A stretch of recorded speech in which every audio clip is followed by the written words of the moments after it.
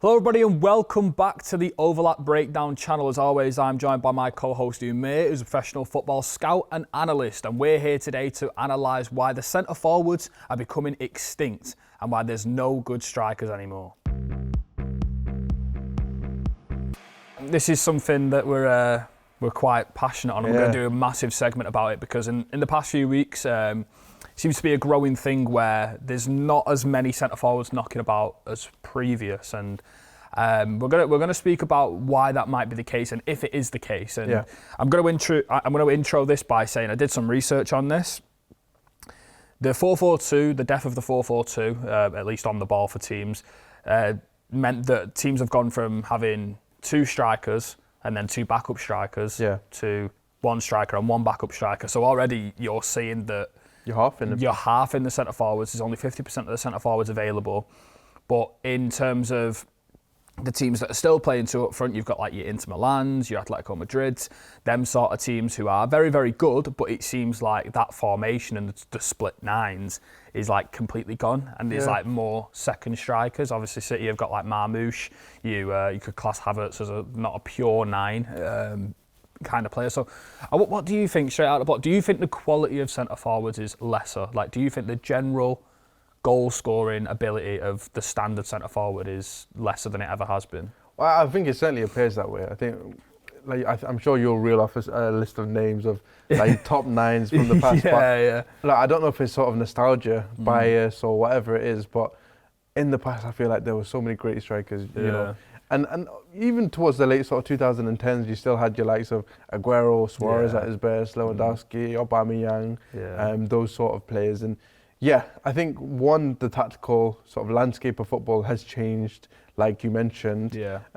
Two, like the goals come typically from your inside forwards, from your late eights and stuff. From your late running midfielders or from your inside forwards. You look at sort of probably the most prolific scorer in the world at the moment, Mohamed Salah. And he's a wide player who moves centrally and gets his goals from there. So I think there's certainly some of the aspects as to why the nines aren't the main scorers. But I think, individually, the nines are also becoming sort of not the most sort of pure ball strikers. And they're not also getting the opportunities to showcase that quality, are they? So I think there's a conversation to be had where I was looking at some data last night, and the Premier League especially is going in a way which basically is limiting everything to maximum efficiency in front of goal. So like the shots outside the box have come all the way down.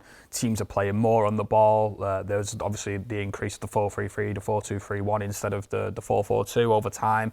And it does actually feel like the strikers are scoring less amount of goals. And even if you think about like your Diego Costas and stuff like that, if you actually look at the big clubs in England, not many of them, apart from City, Newcastle, have got like a stellar elite number 9. Big 6 clubs, like even the top 10 in the Premier League, like no one has an elite number 9 apart from Newcastle, City, Chris Wood maybe. Well, I was going to mention, I think, do you know what I mean? I think he's returned a bit of the throwback 9. I think there are players who fit that more traditional, sort of pure, like scoring number 9 sort of role, but they're not necessarily seen in that same way, and they often play for teams that are a little bit lower down the league. I think sort of someone like Mateta, for example, is a player who 10-15 years ago might have been playing for a better club than he is at the moment, because he's got this sort of all-round ability to be a number 9. Welbeck's another example of that. Chris Wood, a brilliant example of that. So these are all sort of players who are playing for teams that play in a different way to some of your top teams. And I think the fact that top teams often have their 9s pinned behind 2 or 3 centre backs against the low block kind of hinders your number 9 and their ability to score loads of goals. Whereas in the past, you know, the game was more open. Your number 9 had more touches. They were able to attack spaces and they were able to score more goals. And I suppose the only positions where your number 9s can do that are for teams that play a little bit lower down the league, who attack space more, attack the bigger spaces more often. Thank you for watching the Overlap Breakdown. If you're out and about and prefer to listen, you can do so on all major podcast streaming platforms. Just use the Podfollow link in our description or search for the Overlap Breakdown. I did some research last night, so as per FBref, I've got the top 20 goal scorer in Europe's top 5 leagues from 04-05 to the present day. And I know this is quite a lot to take in, but so from 04-05 to 09-10, 16 out of 20, 16 out of 20, 15 out of 20, 18 out of 20, 18 out of 20, 17 out of 20. They're the majority. The amount of centre forwards that are scoring the most goals in Europe's top 5 leagues in the domestic competition. Since 2021, it's been 16, 14, 14, 13, 12. Wow. So there is a drop-off, and it's not like, you know, an odd amount of numbers. It's not like it's only dropping off by 1. There's a season here, like, they've 12. Like, this season is the lowest season in the past 20 years that a centre-forward has scored the least amount of goals, like, in the top 20. Do you know what I mean? The proportion. So we've gone from 80%, 75, 90, 85, 80, 90, 85, 85. In the past 7 or 8 years, 65, 60, 65, 80, 70, 70, 65, 60. That's percentages wise in the top 20. That's nowhere near good enough. And I feel like, obviously, we've spoken about the centre forward being missing. Like there's a lack of, and obviously the 4-4-2 is a reason why. But it does feel like the quality of the number 9s, there's not enough of them about. And I've got even more data. So I was looking at the international tournament's top goal scorers. Okay. In Euro 2024, only 3 of the top 10 goal scorers, bearing in mind it was a very low scoring tournament in general. I think the top scorer got 3 goals. I think it was Dani Olmo. But there you go, Dani Olmo being up there. 3 out of the 10 top goal scorers in Euro 2024 were centre forwards. And if you throw that back to World Cup in 06, 7 out of 10. Euro 04, 8 out of 10. World Cup 02, 8 out of 10. You just see the drop-off in terms of the quality of 9s, but not just in Europe, like international tournaments. It's just lack of goal-scoring 9s. And why do you think systematically that can be the case? Because obviously the false 9 and stuff, but like you look at the Premier League, you look at across Europe, there's not that many teams playing a false 9, if you like. What do you think, like, tactically, like, systematically is killing off the reason for false 9? Are they just asked to be the reason for 9s? Are they just asked to be doing more? I think generally teams, I mean, what we've noticed over the last 15, 20 years is a massive improvement of teams out of possession. Certainly, I think that the way that teams set up, like in a defensive block, whether it's a 5-4-1, whether it's a 4-4-2, sitting deep, you block a lot of space. Then to even access your strikers, your true number 9s, it's very hard to get your players in those areas. I think with someone like Erling Haaland, look, he's racking up massive numbers. That tends to happen from attacking the byline and hitting across to Erling Haaland, or in transition situations. But you're not getting that situation where sort of 20 years ago you had a player receiving the ball about 20 yards from goal with 1, maybe 2 defenders in front of him, running at him, trying to get a shot away and trying to score. So 1, I think the improvement out of possession is a massive factor for that. 2, I think, obviously, given the fact that your number 9s are asked to do so many more things. I mean, we've spoken about more broadly the influence of Guardiola on tactics. Everyone always goes about, look, killing football. Guardiola killed football, and Guardiola's reason the number. Everyone just blames Guardiola for everything. I don't think Guardiola's intentionally set out to do any of this. And by the way, he's reintroduced the number 9. Maybe proper number 9. And maybe almost like a 2-man strike pairing now with Mamouche coming in as well. He's playing direct. Like, he's kind of going against a lot of what people think of Guardiola. Against the grain, but with the Guardiola side, when he was a manager of that famous Barcelona side, obviously the false 9 in Lionel Messi, they had sort of David Villa playing off of the left at times. Henry playing off of the left as well, but they often vacated that middle of the pitch to get your scorers coming in from wide positions. And as a result, I think a lot of teams took influence from that because often teams did sit in and try and block the middle of the park. Having your attackers arriving from a different area allowed them to succeed. Jurgen Klopp, another massively influential manager, and his strikers are really proactive, mobile, get about the pitch, out of possession as well. Just the way that they do press the ball. So with those 2 things, you're asking a lot of your strikers to score against very stubborn out of possession shapes. Your strikers are tasked with dropping deep to make space for other players to arrive, and then on top of that, they're asked to press as well. So there's the strain on their legs. I mean, there's a million reasons. We've also spoken about the idea that, you know, they're not necessarily allowed to just stay out and do shooting drills or get these private one-to-one coaches like they used to be able to. And I mean, I don't know what you think about that. I think that's certainly an issue that ties in with some of the academy development of strikers that we've spoken about with numerous academy coaches on here as well. Yeah, I think the massive thing about academy coaching is that players being asked to play so many different positions. Yeah. I think often when you hear about players who have come through the academy, they often all the best players in the academy all play centre forward. Neil Harris told us that Kobe Mainoo played centre forward.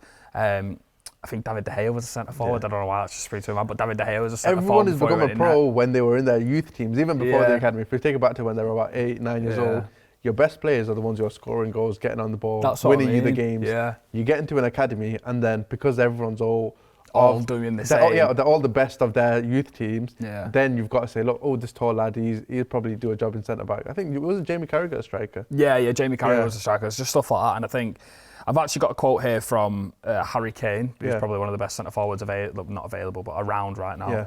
He said the game is changing. The way coaching is now means a lot of players grow up wanting to be wingers. I think Messi and Cristiano dominated for a long, long time playing off the wings. I think players wanted to watch them. When I was growing up, I had some of the best strikers in the world to watch, so I wanted to be a number 9. That's just the way football goes. I think tactically some managers play with a false 9 or a 9.5 or even a 10. But for sure, when I was growing up as a number 9, there were some incredible players. And Ronaldo Nazario, he bred a generation of top strikers. That is what it is. I feel like if you're a young centre forward in the academy right now, or you're like growing up watching football, is there really a striker who you can look at and go like, oh, look how good I want to be him, like an idol? And I'm not sure if it is nostalgia. I'm not sure if it is nostalgia, but like when I was a kid, I was looking at like Wayne Rooney, and I know he's not a pure number 9, but like as a United fan, it was like just Wayne Rooney. Like, I can imagine for Chelsea, it's like Drogba, Van Persie. Like you've got all these players. There are a few inspired by Drogba actually, if you think about the modern game. Yeah, now. That's what I mean. But like, there's not them centre forwards out there right now, and like I guess you could want to be Haaland if you want, like, but I don't think he has that gravitas where kids are like. It's hard to replicate because it's so hard. Yeah. But it's like Rooney's like 5'9", 10, whatever.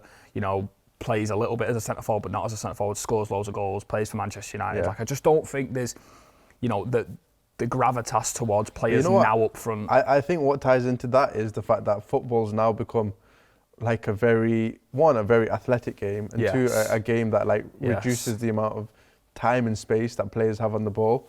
So everyone can always go back and say, look, we're losing magicians, we're losing the top players in our sport. But if you go back and just go watch like a Zidane performance for France, the amount of time that he has on the ball to carry the ball into midfield, to control it on his chest, to do a skill. The same thing goes for Thierry Henry and Ronaldo Nazario, for example. Like the way that they get the ball, there's time and there's space. So then you get the ability for them to express their magic, express that quality. Now, your 9s don't necessarily get the opportunity to do that. So imagine you're the best player now in your youth team. You're 8 years old, 9 years old, 10 years old, whatever. You're the best player. Now you're suddenly playing a striker. But by the way, they introduced game models and like sort of very early. When we were speaking to Neil Harris, and even Decore said it as well. He was like, they introduced tactics so soon, and it's like you're not just being on the pitch to score. I remember playing football, like you were on the pitch to score goals. Like you played up front and you just did what you wanted to, and you just work yourself around situations. But now it feels like. Even Temerson Williams were telling me like they're doing defensive drills, like defensive out of possession drills, like U12s, and it's like you're killing everything off in terms of having the freedom to just go, I'm going to stay here and I'm going to get the ball and I'm going to try to score a goal, kind of thing. My point, imagine you're 8 or 9 years old and you're the best player in your youth team, and you go to an academy now and you're the best player because you've been scoring like 6-7 goals for your team. Now you're playing striker for a team where the striker's getting 10-15% of the touches that he's used to. It's the same point that I make about Kylian Mbappe. Mbappe in a 1 or 2 generations ago would have been like the best number 9 in the world because of the time, the space he would have had, face up defenders and run at them and score goals. But now, look, you're not getting the ball enough there. If you think you're the best player, if you love playing football for sport, you want to drop deep, you want to get a feel for the ball, you want to have the ball throughout the game. I always say Erling Haaland's a freak anomaly, and Erling Haaland's a player who, as a manager, like he would be my number 1 sort of dream player because he's so happy getting like 4 touches and scoring. Minimal touches, and that's very rare for your best players. But yeah, in that same manner, like if I'm a genius scoring, like the best player in my team, why would I want to play number 9 when I can get more touches as a winger, more touches as a midfielder, and I could probably score more goals as a winger as well. Because you get the plaudits there, don't you? Do you think that, like, not the introduction of the low block, because it's not a new thing, obviously, but like when ex-players talk about the term mid-block and low block and stuff like that, they're almost surprised that, like, it was never given a label when they were playing, like, you're just defending, you're just sitting off kind of thing. I think now, like, there's so much emphasis on out possession, this is our shape, in possession, this is our shape, and obviously that was a thing. I'm not saying football wasn't a thing like that in the old time, but, like, there's so much more emphasis on it. I think the pitch has become... And obviously they're defending so much more space now. Yeah. Like there's so much space, like in older games. That's what I'm saying. The pitch was really stretched, kind of end to end. And when the game did become end to end, there's loads of jewels in the middle of the park. But once you get it into your front men, the players running off of them do have space to receive it. And now there's a lot of set defense versus set attack. Which is unfortunate because... It's like playbook situations. Yeah, almost, Yeah, it's like patterned, everything's kind of... And you get these games where it almost goes out the window. Yeah. And it's like, you know, when you watch football, so I was like, just an example, do you know when we were playing Southampton at home? Yeah. We were 1-0 down, and then Ahmad scored 2, and it kind of changed the pace of the game, and we went on to win the game. Yeah. But like them last 10, 15 minutes are not choreographed. I don't think there was anything tactically, systematically that I noticed that was so like that just underpinned everything. We always talk about the player quality and stuff, but it's like when the game is a bit more frantic and a bit more open, it leaves a lot more, you know, individual. Like, you know, if someone makes a mistake, like this is something I've always thought about. Yeah. You're on the ball. It's Manchester City. You've got 3 defenders, 1 midfielder. You've got 6 bodies on the last line, which is how Pep likes to set up. You're playing a 4-4-2 block. You know. If a player makes a mistake in that situation, so like, let's say the ball goes out to Savinho and Savinho loses the ball, that is seen as such a big mistake. Where if there's more action in the game, if there's more end-to-endness in the game, like if you watch like a Bournemouth or a Nottingham Forest, then players have the freedom and like the ability to get everything like 50% right half the time. Do you know what I mean? Like they don't have to be so like technically refined. Well, you know, one shot needs to go in for you to win a game 1-0. Like, that's what I mean. It's such a low-scoring sport that it's like, I always use the term Garnacho. Garnacho is not an efficient player. No. He's not an efficient player. But the thing is about Garnacho is when the game goes end-to-end, you know that it's only one time he needs to get it right for it to break. And obviously football's become like a maximum efficiency game. So like Salah is a maximum efficiency player. Haaland, efficiency, minimal touches, minimal shots, but a lot of goals, and they're not really losing the ball. But it feels like now, for these teams who are so like set up in our structure, it's like if you make a mistake, like imagine Ruben Diaz is on the ball, right, and you've got the ball in the opposition team's half, and he tries to play a pass and it gets intercepted. That is like hounded out at. You know but what? then if someone did it in like a frantic game, then it kind of it just like drifts on. Like there's so much more pressure on individuals when the game's this slow and like methodical. Feels like you have to be like spotless. Yeah, and I was gonna say, sorry, I just cut you off for there briefly, but I was gonna say, bizarrely, I think social media plays a massive part into this, because I went back and watched some old games, and like the shots and the sort of risks that players are taking, if they were taking those sort of actions in the modern day, they would get clipped up, put on Twitter, and be in a fail comp. Like your favourite player's favourite player was taking shots from 40 yards out, or trying to dribble past 2 or 3 players and going into dead ends and losing the ball 3-4 times a game in big situations.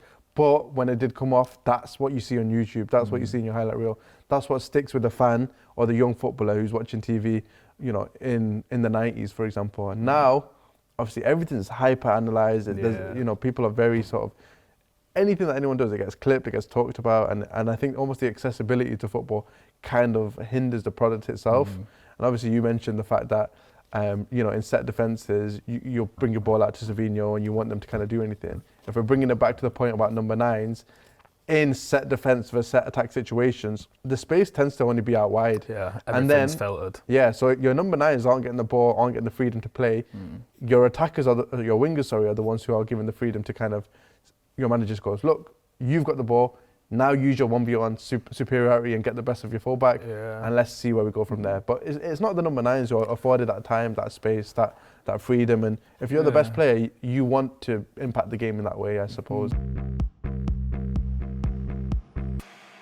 Do you think Europe in general are producing a lack of centre forwards? Who's the best German striker now? Havertz, Füllkrug? Füllkrug, possibly. Like them two. And then I was thinking again, I was like, England. Yeah. It's like England have always produced a brilliant number 9. We've got Harry Kane. Yeah. After Harry Kane, I think England's actually doing all right. Watkins, like you've got a few younger ones, like stuff like that. But it's like Shearer, Rooney, Sheringham, Fowler, but then, Owen. Yeah. Like, but we were playing Vassell, like Andy Cole. Yeah, Andy Cole. It's like serious, like Ian Wright, serious strikers. Yeah. And it feels like the talent pool. But now, if I counterpoint you and say, let's compare them to modern day wingers. Because before we were playing traditional wingers. Yeah. So now, and look, the traditional wingers for England back then were brilliant as well. Look, you got like David Beckham, for example. Yeah. But now, if you talk about England's wingers, at their best, Raheem Sterling, Rashford, Anthony Gordon at the moment. You go to Italy, who are their wingers? Fair, poorish example. Yeah. But you know, in Serie A itself, the star players are the wingers. Yeah. It was Kvaratskhelia before. Yeah. Leao at times, and in in Germany it's the same thing. You've got your Elises, you've got your Musialas as well. So I think that there is this sort of move as to where the magic is played. Yeah. Because I just like thinking about the top 9s in Europe and like the 9s. There used to be so many strikers, and I'm thinking like in Serie A now you've got Rettega. Yeah. Who's brilliant centre forward, don't get me wrong, Atalanta, like, scores a lot of goals. Yeah. Martinez. Yeah. Yeah. There was actually a discussion someone had about, I can't remember who it was, but someone basically said, look, we're losing the recipes, we need to go to South America to find our strikers. It seems like that's where it's going. That's what I'm saying about European. There was a South America scout who basically said, look, no, don't come here. Like, we also got the same issue as well. Yeah. Like, but you know what? I think there's an element of like this lack of street football. I know we've spoken about that before, but there's lack of street football. There's lack of playing with the bigger guys on worse pitches, coming up with novel solutions in small spaces, and I think that does play a part into the pool of talent that you've got. But I think there's a lot of contributing factors. I think it's certainly hard to pinpoint one. But one, there's less strikers. Yeah. 2, they're of poorer quality. And 3, it's not as sort of an illustrious sort of pristine position as it once was. And I think all of those things contribute into each other, don't they? Yeah, I was just trying to think then, like the era before this one, if there was a lot of 9s. Like obviously, like I'm thinking about 90s and stuff like that. And like there was a lot of 9s. I think even 10 years ago, like I'm looking at like 16, 17 maybe. Yeah. Like I think in there's still a lot of number 9s knocking about of good level, and I'm just talking about like, your journeyman centre forwards, just your centre forwards who are still knocking about. Yeah. And it just seems like there's just lesser of them. Like I'm looking in the Premier League. Who do you think there is now? Because I think, like if you were to say top 10 centre forwards and compare it now to 20 years ago, I reckon you'd be looking at. I'm not sure if it's because like I'm looking at modern day centre forwards thinking. But I think we're almost judging their performances. So now if you take the current centre forwards and put them 10 years ago, they'll look better, I think. Yeah, because you've got like a wider, they can pass the ball. I think you put Chris Wood in a team 15 years ago and he'll put up 15 to 20 goals again. I think if you get a player like Wissa, for example, he's good as well. You know, who else? Yeah. We've got Welbeck, I've mentioned him already. I really like Mateta. I keep going back to him. Raul Jimenez at his best. Mateta is good. Is good. But like Raul Jimenez, but do you feel that that level is like a decent level? I think it's a decent level. I just think because the strikers get more, there's more sort of pressure on strikers to deliver for lower quality sides because they're not playing against set defences. So they've got a little bit more wiggle room. Yeah, like a Liam Delap, he picks the ball up 40 yards from goal, he carries it, he gets a shot away. Yeah. Now, if you put Liam Delap in a team 15 years ago when there's a bit more space and he's got a bit more support, but still the time and space to show off his quality and get a shot away, he looks brilliant. I think it's almost a matter of the strikers that suit top teams' game model aren't the strikers who have the qualities of like a true number 9. And they suit the team. So like Kai Havertz, he suits Arsenal. Yeah. But he's not like a ruthless finisher. No. And he's not somebody who can kind of shift and make a chance out of nothing for himself. Yeah. But Liam Delap can do that. Now, if you put Liam Delap in between loads of boxes in the body and ask him to... able to? Yeah, like I think he still would because he's a top player, but we wouldn't look as naturally suited to that game model as somebody else, for example. Yeah, like I just always throw it back to like just people who have like won the Champions League, won the Euros, won the World Cup, and like you can just picture like Inzaghi up front, like just pure goal scorers. Shevchenko, man. Do you know, like Shevchenko, like pure goal scorers, and I'm like, poachers. It's like poachers are dying out, and obviously like Chris Wood is definitely a poacher. I do think that's the dying out, by the good movement in the box. I certainly think that. Dude, I think less balls are going in the box. I think less balls are going in the box. I think there's less crosses more than ever. Like, I think teams now are so obsessed with creating the right opportunity, the perfect cutback, the perfect goal.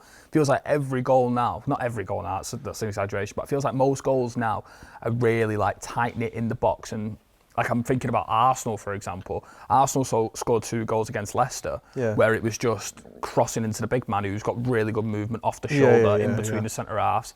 And I feel like them goals don't really get scored that much anymore. No, the second thing is, because teams getting pushed back so deep in their own box, the space opens up edge of the box. So you cut it back. You're not even aiming for the players in the box. They're decoys. You're cutting it back to your edge of the area, and your DMs are scoring. That's what it feels like. Like I'm looking at Højlund. Højlund's actually making runs in the box. He made a run and Garnacho got that chance. Yeah, that's what I mean. And it feels like the centre forwards are almost like a decoy for the other players around them. And again, it links us back to like the inside forwards. Well, Erling Haaland, best scorer in the world. Yeah, it was like a scored 0 facilitator. Goals, and Mamouche scored a hat-trick off of his runs. He's like a facilitator for him. Yeah. So I feel like there is more being asked of centre forwards. I also feel like the quality's less so. But I think after Lewandowski and Harry Kane retire, which isn't a million miles off, we're looking at maybe 2, 3, 4 years until they're gone. I'm looking at the centre forward pool and I'm just like, oh God. Yeah. And I know there's a lot of young ones that are still coming through, but it just feels like the quality is just not there at the moment. One thing I will mention actually before we kind of make our say on like centre forwards for the future and how it's going to go, I do think like with the centre forward position, for good movement, it normally takes until your late 20s. Yeah. And there's this big onus on players now, or teams building their team around like complete youth. You look at sort of Chelsea's model, a ridiculously young team, and they spent loads and loads of money. But when you buy young players, look, you're preying on them scaling well and you know giving you a return on your investment. But you're not getting that exposure to the brilliant runs and that movement that they can make in the box. I think you think of someone like Diego Milito. I think he actually had a quote where he only learned to make these really intricate, good sort of forward and back movements in the box and scored loads of goals when he was 27, 28. Before that, he said no one sort of kind of showed him what movements to make. And secondarily, like you need experience to get that going. And feels like no one spins in behind. No one runs off the shoulder because everyone's either defending like really high press, so you don't have the time, or it's such a low block or a mid block that's so well like constructed. Feels like you get these off the shoulder centre forwards like. I think Mamouche and Isak are kind of doing that. Mamouche and Isak are like really mobile centre forwards, and I feel like, but even both of them are like not pure number 9s. And I know that's like a cop out because they do play up front, or well, Mamouche does play off the centre forward and stuff, but like they're not like the stereotypical number 9, but they could do a lot more. And I feel like that's the type of centre forward. Maybe that's where we're going a little bit. I think that's what it is. I think you need mobile 9s who can also rotate, play like in other spaces. I like your Henry, I think. Like an Henry type of player. He's what. Yeah, I personally think 2 striker systems will come back. Like me and you have spoken about this, but like Brighton do something similar to you where you're on the ball and you have 4-2-4 and the 10 and the 9 are stood on the same line. Obviously it's not as a good example because we're absolutely awful, but like we play 2 9s in the same team. Obviously Inter, as I've mentioned, stuff like that. And I feel like there will be a case to have 2 number 9s, but I think we're going to go back to like a big man, small man situation where you have a 9, and then instead of your 10 being this creative wizard who can just like unlock passes like your Kakas, your Ozils kind of things, you'll go to more of a second striker who can make these runs. I'm looking at Mamouche is a good example. You could even class like a Kai Havertz, like a Griezmann kind of player who can play off the 9, is not so much of a pure one, but can play in a 2 up top, and you can drift off him a little bit. I think that's where I would personally say we're going in terms of like a football landscape. I think I think it's going to be having someone close to the centre forward who can run off them. That's like the best way I'd put it. I completely agree. I think it's situational. I think it's when teams are building up deep and you've got a situation where you can kind of attack long and make more space for your attackers. That's when you get 2 men up top, and that's sort of the best use of it. Yeah. So I think Manchester City are a brilliant example. I think when you're playing against really deep set defences, we're not necessarily going to see that sort of 2-man sort of strike pairing, because it's so crowded in the midfield anyway. So like that second striker being able to either be a midfielder or being a winger in settled attack is really beneficial. I think Marmoush is a brilliant example. I think Gundogan for Manchester City, I'm going Manchester City, obviously I'm a Manchester City fan, but with Gundogan, he almost popped up as that sort of late running second striker. You know, when we defend, we go 4-4-2. And I think about that game against Arsenal where De Bruyne and Haaland almost played like a 2-man up top. And because Arsenal were on to us, there was space to attack, and the long ball into that second man worked really well. So I think in those situations, that long ball, picking up that second ball off of that big man and then attacking the space, that's where 2-men systems work really well. I think your second striker has to be able to either play midfield or wing though. And typically be sort of one who's quite quick in behind. And Anthony Gordon's someone who I think about. Marmoush is another one. I'm trying to think. Rafinha's kind of in that mould as well this season. So could drift in. Yeah, I think that's sort of where we're moving towards. And I also think there's an improvement of that sort of true number 9 anyway. There's this greater onus on complete number 9 rather than receive it on your chest and still attack the box and. So we're certainly seeing that. I think we're in a better place for number 9s now than we were sort of 2-3 years ago. Yeah, I think that's definitely the case. There was false 9s all the time. It was false 9s everywhere, wasn't it? I think, do you know what I think is more common now than ever? I think there's more centre forwards who are small. Yeah. I think like we spoke about like ages ago about the big man. The big man is coming back, and there is a lot of big men in the Premier League. Haaland's obviously the biggest one. Yeah. But like I think more mobile 9s. They're not false 9s. They play up front, but they're just mobile across. And I think it's so rare when you find a player who's tall but can do that, and that's what makes Isak so special. The fact that he can do all the other stuff, and that's what compares him to Henry. They don't move like the size that they are, and that's what makes them these like freak once in a lifetime kind of profiles where you struggle to find them. But I feel like that's the absolute like top line for a centre forward. Mbappe's got a bit of that about him as well. Yeah, he just likes to hold up, I would say. And it's like the hold up like of a traditional number 9. But I think the guys, the elite teams, what they're favouring up front are these like 1% tall, mobile, agile, complete, can do it all, but can also just be a nuisance in the box. I feel like that is what teams are aiming for, rather than a big guy who shields it off the centre halves. It's more about running behind, detaching away from your centre-back kind of thing. If I summarise basically the change in tactics now, teams are pressing man-to-man high far more than they were in the last few years, which is almost a throwback to the original sort of football 10, 15, 20 years ago.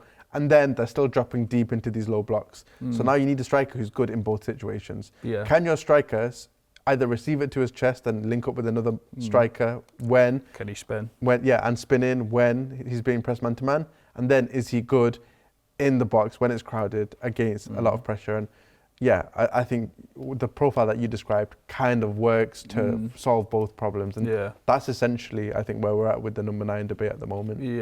Who would you say, like, I think just the top 3 centre forwards is like, it's obviously Haaland, Kane, Lewandowski, like they are the top 3. And I think they're not similar, but like they're all pretty traditional 9s. But I think the next generation, just a tad bit younger ones, the ones who are like 25, I think the ones who are coming through are so much more than just goal scorers. I know Kane obviously is a lot more than just a goal scorer, but like I was watching Cunha at Liverpool. He just does everything. Another one in that mould. Everything. Isaac does everything. Nicholas Jackson tries to do everything kind of thing. Like they're all these players, and Slot playing Diaz up front. Even Darwin Núñez, when he plays there, he's trying to do so much more than just run into the box and score goals. And I think there's definitely a conversation to be had. Hence why I've had it. But just really interesting one for sure. Thank you very much for watching. If you did enjoy, please like, comment and follow the channel, and we'll be back next week for more Premier League discussions. Thank you.